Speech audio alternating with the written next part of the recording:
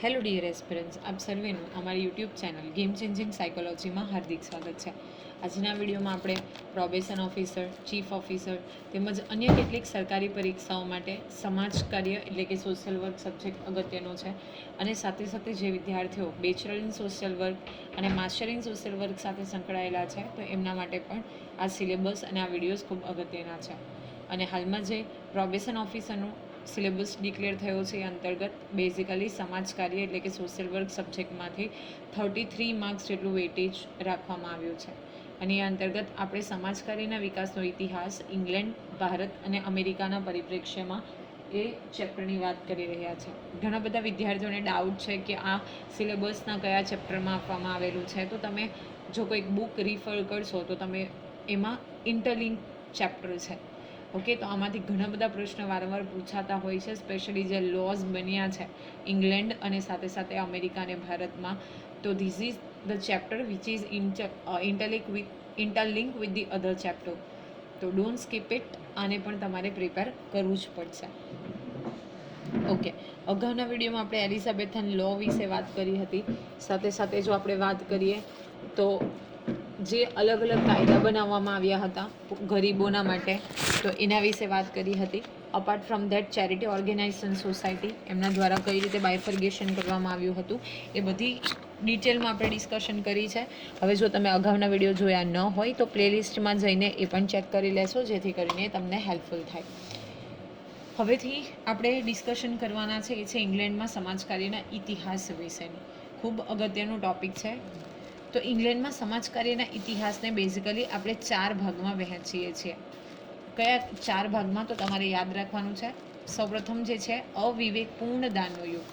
કોઈ પણ પ્રકારના વિવેક વગર ત્યારે દાન કરવામાં આવતું હતું. ઓકે, અને એ ટાઈમે જે દાન કરવું એને પુણ્યના કામ તરીકે જોવામાં આવતું હતું, એ યુગ. નેક્સ્ટ છે યોગ્ય ગરીબો માટે સહાયતા તથા શારીરિક સ્વસ્થ વ્યક્તિઓને સહાયતાનો યુગ. ઓકે, જે યોગ્ય ગરીબો છે એને અને સાથે સાથે શારીરિક રીતે જે સ્વસ્થ છે એ વ્યક્તિઓને સહાયતા કરવા માટેનો એક એરા હતો. નેક્સ્ટ છે સમન્વય તથા નિયંત્રણનો યુગ.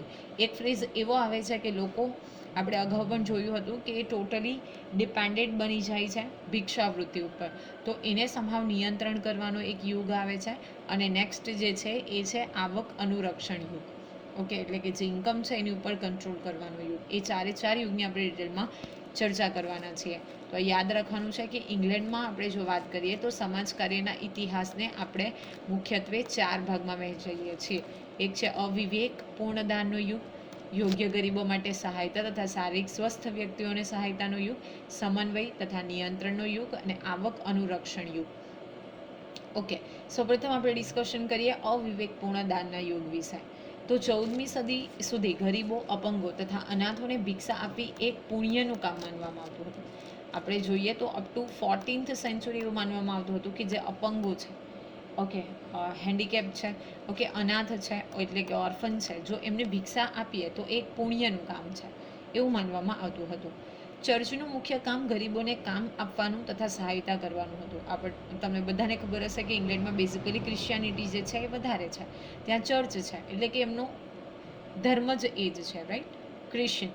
તો ત્યાં ચર્ચ જે હતા એનું મુખ્ય કામ જે છે એ ગરીબોને કામ આપવાનું, એટલે કે કોઈ કામ એમને પ્રોવાઈડ કરવાનું અને સહાયતા કરવાનું, એટલે કે હેલ્પ કરવાનું હતું. આ સહાયતા સંબંધી કાર્યની જવાબદારી મુખ્યત્વે પાદરીઓ એટલે કે priest, the person who handle the church, સ્થાનિક પાદરીઓ તથા પાદરીઓની નીચેની સ્તરના ડેકેન્સના નામે ઓળખાતા અધિકારીઓની હતી. તો આ ગરીબોને કામ આપવાનું પ્લસ સહાયતા કરવાનું કામ એ કોનું હતું? તો મુખ્યત્વે જે પાદરીઓ હતા એ, એટલે કે જે ચર્ચને હેન્ડલ કરતા હોય, એ વસ્તુઓનું મેનેજ કરતા હોય એ.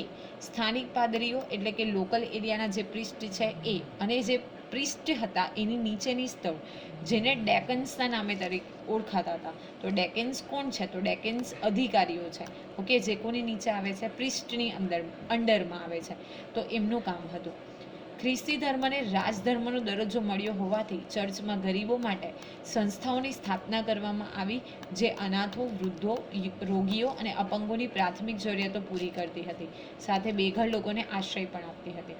ઓકે, અને ઇન ધેટ ટાઈમ ઇંગ્લેન્ડ જે હતું ત્યાં બેઝિકલી જે ખ્રિસ્તી ધર્મ છે એટલે કે ક્રિશ્ચિયાનિટી છે એને રાજધર્મ માનવામાં આવતો હતો. ઓકે, જેમ આપણે ઇન્ડિયાની વાત કરીએ તો India is a secular country, એટલે કે આપણો કોઈ રાજધર્મ નથી, પરંતુ ઇંગ્લેન્ડનો જો રાજધર્મ એ સમયની આપણે વાત કરીએ તો ખ્રિસ્તી ધર્મ હતો. અને એટલા માટે ચર્ચ શું કરતી હતી કે ગરીબો માટે સંસ્થાઓની સ્થાપના કરતી, પ્લસ જે અનાથો છે એટલે કે ઓર્ફન છે, વૃદ્ધ છે એટલે કે ઓલ્ડ પીપલ છે, રોગીઓ છે, ઓકે, સાથે સાથે જે અપંગો છે એમની પ્રાથમિક જરૂરિયાતો પૂર્ણ કરવાની જવાબદારી કોની હતી? તો જે તે ચર્ચની હતી. અને સાથે સાથે જે લોકો બેઘર હતા એટલે કે હોમલેસ પીપલ હતા તો એને પણ એ શું પ્રોવાઈડ કરતી હતી? શેલ્ટર પ્રોવાઈડ કરતી હતી, આશરો આપતી હતી. આ કામ કોનું હતું? તો બેઝિકલી ચર્ચનું કામ હતું. અને એને કારણે શું થાય છે? ભિક્ષાવૃત્તિમાં વધારો થાય છે. સીધી વસ્તુ છે કે એમને બધી વસ્તુ ડાયરેક્ટલી મળી જાય છે, તો કોઈ પણ વ્યક્તિ હોય તો એ કામ કરવાનું અવોઇડ કરે, અને એના જ પરિણામે શું થાય છે? ભિક્ષાવૃત્તિમાં વધારો થાય છે.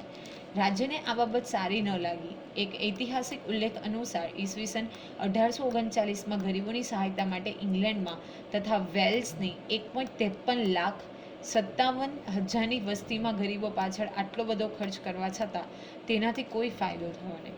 ઓકે, તો બેઝિકલી એક ઐતિહાસિક ઉલ્લેખ એવો કરવામાં આવ્યો છે કે ઇન ધ યર ઓફ 1839 એમાં બેઝિકલી ઇંગ્લેન્ડ તથા જે વેલ્સ જે છે એમાં ઇંગ્લેન્ડમાં તથા વેલ્સમાં 1.53 લાખ જેટલા જે લોકો હતા, 1.53,57,000ની વસ્તી, એમાં ગરીબો પાછળ એટલો બધો ખર્ચ કરવામાં આવ્યો હતો, છતાં પણ શું થાય છે? કોઈ ફાયદો થતો નથી. એટલે 57,000ની વસ્તી એપ્રોક્સમાં ત્યારે 1.53 લાખ જેટલો ખર્ચ કરવામાં આવ્યો હતો. અને આ જે અમાઉન્ટ છે એ 1839ની આપણે વાત કરીએ તો it is considered as a huge amount, right? પણ છતાં પણ કોઈ ફાયદો થતો નથી. એટલે બેઝિકલી જો આપણે પહેલા યુગની વાત કરીએ, જે આપણે જોયું હતું અવિવેકપૂર્ણ દાન, એટલે કે બેઝિકલી લોકોની બધી જ જરૂરિયાતો છે પૂરી થતી હતી અને એને કારણે ભિક્ષાવૃત્તિમાં શું થતો હતો? વધારો થતો હતો.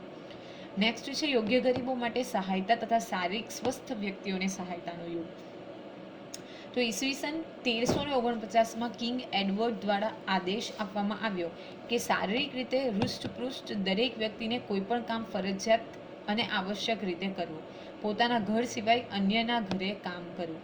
ઓકે, તો 1349માં કિંગ એડવર્ડ દ્વારા એક એવો રૂલ બનાવવામાં આવે છે કે જે વ્યક્તિ શારીરિક રીતે કમ્પ્લીટલી ઓકે છે એ વ્યક્તિએ ફરજિયાત શું કરવાનું છે? કામ કરવાનું છે, અને પોતાના ઘર સિવાય અન્યના ઘરે કામ કરવાનું છે. ઓકે, એટલે એવું નહીં કે ફક્ત ઘરનું કામ કરવું, ઇન શોર્ટ કે આર્થિક ઉપાર્જન માટે કામ કરવું, એવો ઓર્ડર જે છે ઇન ધ યર ઓફ 1349માં કિંગ એડવર્ડ દ્વારા આપવામાં આવે છે.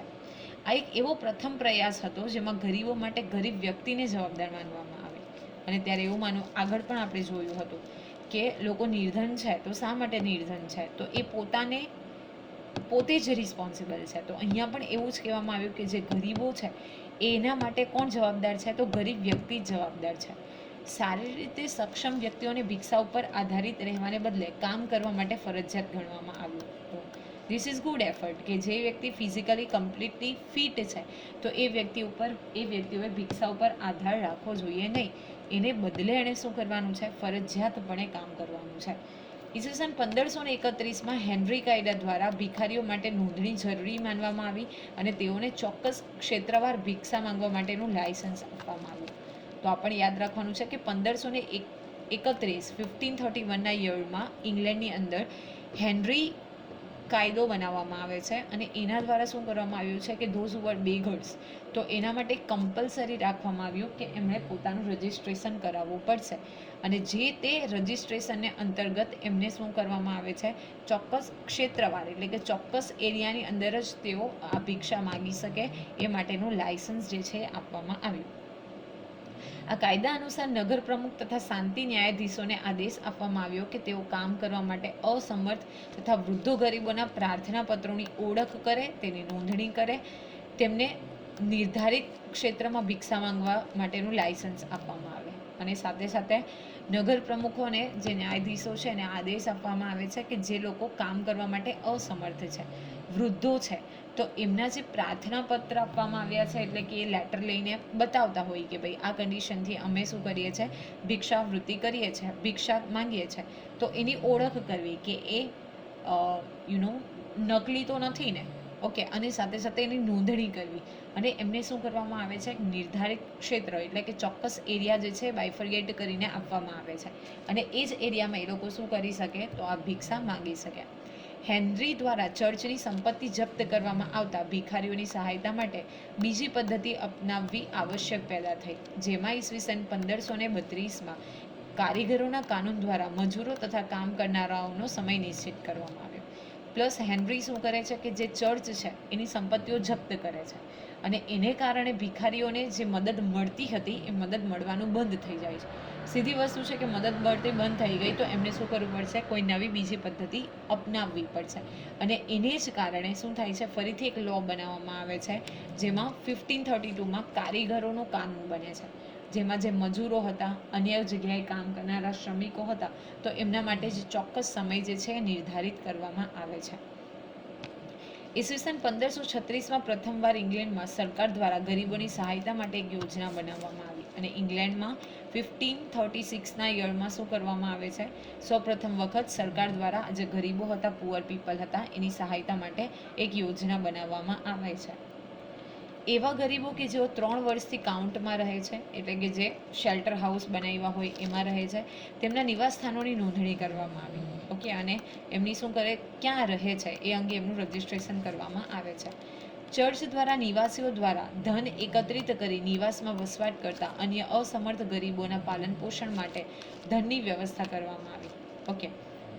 શું કરવામાં આવે છે કે ચર્ચ દ્વારા ફરીથી ધન એકત્રિત કરવામાં આવે છે, અને આ જે નિવાસ એટલે કે જે શેલ્ટર હાઉસ પ્રોવાઈડ કર્યા છે તે, અને સાથે સાથે જે અસમર્થ ગરીબો છે તો એના પાલન પોષણ માટે પણ શું કરવામાં આવે છે, ધનની વ્યવસ્થા કરવામાં આવે છે, એટલે કે પૈસાની વ્યવસ્થા જે છે એ કરવામાં આવે છે. 5 થી 14 વર્ષ સુધી વર્ષના રખડતા આળસુ બાળકોને તેમના માતા પિતા પાસેથી લઈ પ્રશિક્ષણ માટે શિક્ષકોને સોંપવામાં આવ્યા, અને આ અંતર્ગત જ્યારે કાયદો બનાવવામાં આવે છે ઇન ધ યર ઓફ 1536, એમાં ઇંગ્લેન્ડમાં જે બાળકો હતા 5 થી 14 વર્ષના, જેઓ રખડતા હતા, ઓકે, અને આળસુ હતા, મતલબ they were roaming and became very lazy, તો એને શું કરવામાં આવે છે, એના માતા પિતા પાસેથી લઈને એને પ્રશિક્ષણ એટલે કે એને યોગ્ય ટ્રેનિંગ, યોગ્ય એજ્યુકેશન આપવા માટે શિક્ષકોને સોંપવામાં આવ્યા. આ ઉપરાંત દાનના ઉપયોગ અંગેનો કાયદો પણ બનાવવામાં આવ્યો, જેમાં જેલના કેદીઓને મુક્તિ, ગરીબોને સહાયતા, શિક્ષણની વ્યવસ્થા, અનાથોની દેખભાળ તથા પ્રશિક્ષણ જેવી બાબતો પર પ્રાધાન્ય આપવામાં આવ્યું. પ્લસ દાન તો આવે છે, તો પણ દાનનો ઉપયોગ ક્યાં કરવો, તો એના માટે પણ શું કરવામાં આવે છે, એક નિયમ બનાવવામાં આવે છે, ઓકે, કાયદો બનાવવામાં આવે છે. અને એમાં સ્પેશિયલી જે જેલના કેદીઓ હોય એને મુક્ત કરવા, ગરીબોને સહાયતા કરવી, શિક્ષણની વ્યવસ્થા કરવી, જે અનાથ હોતા ઓર્ફન એની દેખરેખ કરવી, આ બધી વસ્તુઓ પર બેઝિકલી શું કરવામાં આવે છે, પ્રાધાન્ય આપવામાં આવે છે, એટલે કે વધારે ઇમ્પોર્ટન્સ આપવામાં આવે છે. ઈસવીસન 1576માં સુધારગૃહ સ્થાપિત કરવામાં આવ્યા, અને એમના માટે ઇન ધ યર ઓફ 1576માં સુધારાના જે ગૃહો હોય જ્યાં રહીને એ લોકો પોતાની જાતને બદલી શકે, તો એ માટેની વ્યવસ્થા કરવામાં આવી, જેમાં ખાસ કરીને તંદુરસ્ત ગરીબો તથા યુવકો પાસે ફરજિયાત કામ કરાવવામાં આવતું, ઓકે. આ જે સુધાર ગૃહ હતા, જે લોકો કામ ન કરતા હતા, ઓકે, આળસુ હતા, રખડતા હતા, તો એના પાસે શું કરવામાં આવે છે, આ સુધાર ગૃહમાં એમને રાખીને એમની પાસે ફરજિયાત કામ કરાવવામાં આવતું. ગરીબો માટે 1607માં એલિઝાબેથ પુઅર લોનો કાયદો ઘડવામાં આવ્યો, જેને 43 એલિઝાબેથ તરીકે પણ ઓળખવામાં આવે છે. આપણે અગાઉ પણ જોયું હતું કે 1607માં એલિઝાબેથ પુઅર લોનો કાયદો બને છે, જેને આપણે બેઝિકલી એલિઝાબેથ પુઅર લો તરીકે પણ ઓળખીએ છીએ, ઓકે, એલિઝાબેથ પુઅર લો. આ કાયદાની મુખ્ય જોગવાઈમાં પુઅર લો દ્વારા 3 પ્રકારના ગરીબોને સહાયતા કરવાની વ્યવસ્થા કરવામાં આવી, જેમાં નંબર 1 હતા સ્વસ્થ શરીરવાળા ગરીબો. આપણે અગાઉ પણ ડિસ્કશન કર્યું હતું કે સ્વસ્થ શરીરવાળા જે ગરીબો તથા ભિખારીઓ છે એમને સુધારગૃહ તથા કાર્યગૃહમાં કામ કરવાનું ફરજિયાત બનાવવામાં આવ્યું. જે લોકો રખડતા હતા, આળસુ હતા, રહેવાની જગ્યા નહોતી, તો એમના માટે શું કરવામાં આવે છે, સુધારગૃહ પ્રસ્થાપિત કરવામાં આવે છે, અને કાર્યગૃહ તો જે સ્વસ્થ છે, ઓકે, એમને કોઈ પ્રોબ્લેમ નથી, તો ત્યાં એમને રાખવામાં તો આવે છે, પરંતુ એમની પાસે કામ કરાવવાનું કેવું કરવામાં આવે છે, ફરજિયાત કરાવવામાં આવે છે. નેક્સ્ટ છે શક્તિહીન ગરીબો. કાર્ય કરવા માટે અસમર્થ, રોગી, વૃદ્ધ, અંધ, બહેરા, મૂંગા બાળકો, નાની ઉંમરે માતા બનતી સ્ત્રીઓ વગેરેને જીવન જરૂરી પ્રાથમિક સુવિધા, અન્ન, વસ્ત્ર, રહેઠાણ આપવામાં આવ્યું, અને તેમના માટે સુધારગૃહની વ્યવસ્થા કરવામાં આવી. ઓકે, જે અસમર્થ હતા, રોગીઓ હતા, વૃદ્ધ હતા, અંધ, બહેરા, મૂંગા બાળકો હતા, અથવા જે છોકરીઓ હોય ને નાની ઉંમરે લગ્ન કરાવી દેવામાં આવે તો એ નાની ઉંમરે માતા બનેલી જે સ્ત્રીઓ છે તો એમના માટે જે જરૂરી સુવિધાઓ હતી એ ખાવાનું, વસ્ત્ર, રહેઠાણ વગેરે બધી વસ્તુઓ અહીંયાથી પ્રોવાઈડ કરવામાં આવી. નેક્સ્ટ છે આશ્રિત બાળકો. તો અનાથ, માતા પિતા દ્વારા ત્યજાયેલ અને ગરીબ માતા પિતાના બાળકોનો સમાવેશ આ શ્રેણીમાં થાય છે. તેમને એવા નાગરિકો સાથે રહેવાની વ્યવસ્થા ગોઠવવામાં આવી જેઓ સરકાર પાસેથી તેમના પાલન પોષણ માટે ઓછામાં ઓછા પૈસાની માંગણી કરે. આપણે અગાઉ પણ જોયું હતું કે એવા માલિકો દ્વારા એમને એડોપ્ટ કરવામાં આવે છે, મતલબ એમના ઘરે રાખવામાં આવે છે, જ્યાં શું કરે કે સરકાર એમને રાખવાનો પૈસા આપશે પણ ઓછામાં ઓછા પૈસા, અને સાથે તેઓ ઘરકામ એમને શું કરવું પડતું, ત્યાંનું જે છે એ કરવું પડતું. ઈસવીસન 1662માં એક વસ્તી કાનૂન બનાવવામાં આવ્યો, એટલે કે સેટલમેન્ટ એક્ટ. આ કાયદા દ્વારા શાંતિના ન્યાયાધીશોને અધિકાર આપવામાં આવ્યો કે તેઓ સ્થળાંતર કરીને નવી જગ્યા ઉપર આવેલા વ્યક્તિને તેના મૂળ સ્થાને મોકલી શકતા, પરંતુ આવા ગરીબો નિરીક્ષકો માટે ભવિષ્યમાં બોજારૂપ બનતા. પ્લસ એક 1662ના યરમાં વસ્તી કાનૂન બનાવવામાં આવે છે, એટલે કે પોપ્યુલેશન રિગાર્ડિંગ એક લો બને છે જેને સેટલમેન્ટ એક્ટના નામે ઓળખવામાં આવે છે. અહીં એવું કહેવામાં આવ્યું કે જે કોઈ વ્યક્તિ સ્થળાંતર કરીને, એટલે કે માઇગ્રેટ થઈને નવી પ્લેસ ઉપર આવે છે તો એનો આ રાઇટ નથી, એટલે જે મૂળ સ્થાનેથી આવી છે તો એને શું કરવાનું, મૂળ સ્થાને મોકલી દેવામાં આવતા.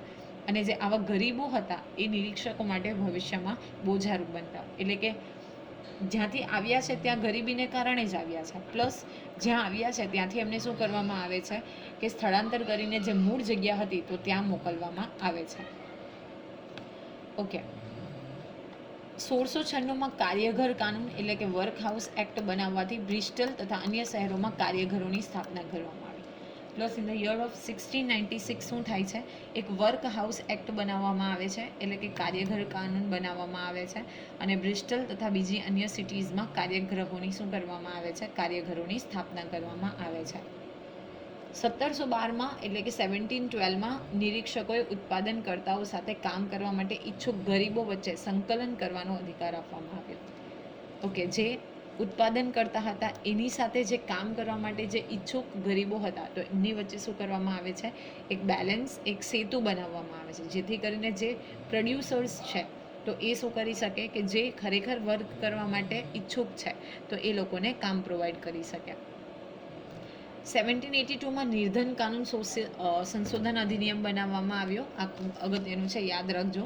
1782માં શું બને છે, નિર્ધન કાનૂન સંશોધન અધિનિયમ, જેને ગિલમૂટ કાનૂન તરીકે પણ ઓળખવામાં આવે છે. તો 1782માં એક નિર્ધન કાનૂન સંશોધન અધિનિયમ બને છે જેને ગિલમૂટ કાનૂન તરીકે પણ ઓળખવામાં આવે છે. એ અંતર્ગત કાર્યગૃહોની ઠેકેદારી વ્યવસ્થા નાબૂદ કરવામાં આવી. ગરીબોના નિરીક્ષકોના સ્થાને વેતન મેળવતા નિરીક્ષકોની નિમણૂક કરવામાં આવી, જેને વેતન આપવામાં આવતું હતું એવા જે નિરીક્ષકો છે, ઓબ્ઝર્વર, એની નિમણૂક કરવામાં આવી. નેક્સ્ટ યુગની વાત કરીએ તો એ છે સમન્વય તથા નિયંત્રણનો યુગ. તો ઈસવીસન 1832માં પુઅર લો વહીવટ તથા વ્યવહારિક કાર્યવૃદ્ધિની દેખભાળ માટે શાહી આયોગની નિયુક્તિ કરવામાં આવી. તો આ પણ અગત્યનું છે કે જે વ્યવહારિક કાર્ય હતી એની વૃદ્ધિ કરવા અને સાથે સાથે દેખરેખ કરવા માટે શાહી આયોગની જે નિયુક્તિ કરવામાં આવે છે. આ આયોગના સચિવ એડવિન હતા. અગત્યનું છે કે આ બેઝિકલી આપણે જે પુઅર લો વહીવટ માટે શાહી આયોગની રચના કરવામાં આવે છે તો એના સચિવ કોણ હતા, એડવિન હતા. આ આયોગે એવું જણાવ્યું કે ગરીબોને સહાયતા દ્વારા બાળકો તથા સ્વસ્થ શરીરવાળા વ્યક્તિઓને પ્રેરણા મળવાથી ભિક્ષાવૃત્તિને પ્રોત્સાહન મળે છે. તેથી આ આયોગ દ્વારા નીચે પ્રમાણેના સૂચન કરવામાં આવ્યા. આ આયોગ જે છે એટલે કે શાહી આયોગ એ એવા સજેશન આપે છે કે બેઝિકલી ગરીબોને સહાયતા દ્વારા અને સાથે સાથે જે બાળકો છે અને જે સ્વસ્થ શરીર ધરાવે છે તો એ વ્યક્તિઓને આપણે મદદ કરીએ, એમને કામ કરવું ન પડે, અને એના કારણે શું થાય છે, ભિક્ષાવૃત્તિને પ્રોત્સાહન મળે છે, અને એટલા માટે કેટલાક સૂચનો આપે છે. ઓકે, આંશિક સહાયતા નાબૂદ કરવામાં આવે. એમણે એવું કીધું કે ખરેખર આ લોકો જે છે કામ કરવા માટે કેપેબલ છે, છતાં પણ કામ નથી કરતા અને મદદ મળે છે, એટલા માટે એ લોકો ભિક્ષાવૃત્તિ તરફ ટોટલી ડિપેન્ડેન્ટ છે. એટલા માટે જે સહાયતા મળતી હતી એ આંશિક રીતે ઓછી કરવામાં આવે. નેક્સ્ટ, સહાયતા પ્રાપ્ત કરવાની ઈચ્છા ધરાવનાર તમામ સક્ષમ લોકોને કાર્યઘરમાં મૂકવામાં આવે. જે વ્યક્તિને સહાયતા પ્રાપ્ત કરવી છે સક્ષમ છે તો એ લોકોને શું કરવામાં આવે, કમ્પલસરી કાર્યઘરમાં મૂકવામાં આવે, જેથી કરીને કાર્યઘરમાં આપણે જોયું એ પ્રમાણે એમની પાસે ફરજિયાત કામ કરાવવામાં આવતું. માત્ર રોગી, વૃદ્ધ, અશક્ત, નવજાત શિશુઓની માતાઓને ઘરે સહાયતા આપવામાં આવે. શું ડિસાઇડ કરવામાં આવ્યું કે જે ફક્ત રોગી છે, વૃદ્ધ છે, ઓકે, અશક્ત છે અને જે નવજાત શિશુઓની માતા છે એમને જ ફક્ત ઘરે શું કરવામાં આવશે, સહાય પ્રોવાઈડ કરવામાં આવશે. બાકી દરેક વ્યક્તિઓને ક્યાં રાખવામાં આવશે, તો કાર્યઘરમાં. વિવિધ નિવાસોમાં સહાયતા સંબંધિત કાર્યો એકત્રિત કરી નિર્ધન કાનૂન સંઘ અંતર્ગત સંગઠન બનાવવામાં આવે. પ્લસ બીજું એવું કહેવામાં આવ્યું કે જે નિર્ધન જે છે એટલે કે એમને બેઝિકલી જેની પાસે પૈસા નથી અને એમને સહાયતા સંબંધિત કાર્યો કરવા માટે શું કરવામાં આવે, એક સંગઠન એટલે કે કમિટી બનાવવામાં આવે. સહાયતા મેળવનાર વ્યક્તિઓની પાત્રતા કામ કરનાર લોકોની સરખામણીએ નીચી આપવામાં આવે. ઓકે, જે સહાયતા મેળવે છે સીધી રીતે, કોઈ કામ નથી કરતા, તો એની પાત્રતા એટલે કે એની કેપેસિટી જે છે કામ કરનાર લોકોની સરખામણીમાં નીચે. કારણ કે જો કામ કરનાર તો એટલીસ્ટ કામ તો કરે છે. આ જે વ્યક્તિ હતા સહાયતા મેળવવાળા એ ટોટલી ડિપેન્ડેડ હતા ભિક્ષાવૃત્તિ ઉપર, કે જે કંઈ ખાવાનું મળશે એ મળી જશે ડાયરેક્ટલી. એટલા માટે એમનું જે જજમેન્ટ છે એ લોઅર કરવામાં આવ્યું, એટલે કે લો કરવામાં આવ્યું. નિયંત્રણ સ્થાપિત કરવા માટે કેન્દ્રીય પરિષદની સ્થાપના કરવામાં આવે. પ્લસ એમણે એવું કીધું કે કેન્દ્ર કક્ષાએ કેન્દ્રીય પરિષદની પણ સ્થાપના કરવામાં આવે, જે બેઝિકલી આ બધી વસ્તુઓ ઉપર શું કરી શકે, નિયંત્રણ કરી શકે. દર્શાવેલ સૂચનોના આધાર પર ઈસવીસન 1834માં નવો પુઅર લો બનાવવામાં આવ્યો, જેમાં શારીરિક રીતે સ્વસ્થ શરીરવાળા લોકોને રાખવા સહરક્ષક પરિષદ દ્વારા પ્રસારિત ગરીબ કાનૂન સંઘોનું નિર્માણ કરવામાં આવ્યું. ઉપરાંત ગરીબોની સહાયતાના ક્ષેત્રમાં એકરૂપતાપૂર્ણ નીતિના નિર્ધારણ માટે સ્થાયી નિર્ધન કાનૂન આયોગ બનાવવાની જોગવાઈઓ હતી. ઓકે, 1834માં ફરીથી એક નવો લો બનાવવામાં આવ્યો, જેમાં એવું કહેવામાં આવ્યું કે જે નીતિ બનાવવામાં આવે છે એમાં એકરૂપતા હોવી જોઈએ. પ્લસ જે સ્વસ્થ શરીરવાળા લોકો હતા તો એમના માટે શું કરવામાં આવે, બેઝિકલી એમને કામ કરાવવામાં આવે, બાકીના લોકોને જે છે એ હેલ્પ પ્રોવાઈડ કરવામાં આવે. 1869માં દાન સહાયતા સંગઠન અને ભિક્ષાવૃત્તિ દમન સમિતિની રચના લંડનમાં થઈ, જેનું નામ કેટલાક વર્ષો બાદ બદલીને દાન સંગઠન સમિતિ એવું રાખવામાં આવ્યું. જો જે આપણે જોયું એ પ્રમાણે કે કેટલાક લોકો તો એવા હતા કે જે કમ્પ્લીટલી ભિક્ષા ઉપર ડિપેન્ડેડ હતા, ભલે એ સ્વસ્થ હતા તો પણ કોઈ કામ કરવા માટે રેડી ન હતા, અને એટલા જ માટે ઇન ધ યર ઓફ 1869 આ જે દાન સહાયતા સંગઠન હતું અને પ્લસ જે ભિક્ષાવૃત્તિ હતી એને દમન કરવા એટલે કે એને કંટ્રોલ કરવા માટે એક ફરીથી સમિતિની રચના કરવામાં આવી, જેનું નામ બદલીને દાન સંગઠન સમિતિ એવું રાખવામાં આવ્યું. તો આશા રાખું છું કે આજના વિડીયોમાં તમને સમજ પડી હશે, અને વિડીયો પસંદ પડે તો વિડીયોને લાઇક કરી અને શેર કરવાનું ભૂલશો નહીં. અને આવા જ વધુ વિડીયોની અપડેટ્સ મેળવવા માટે even you can subscribe our YouTube channel game changing psychology. Thank you for watching the video. Have a nice day.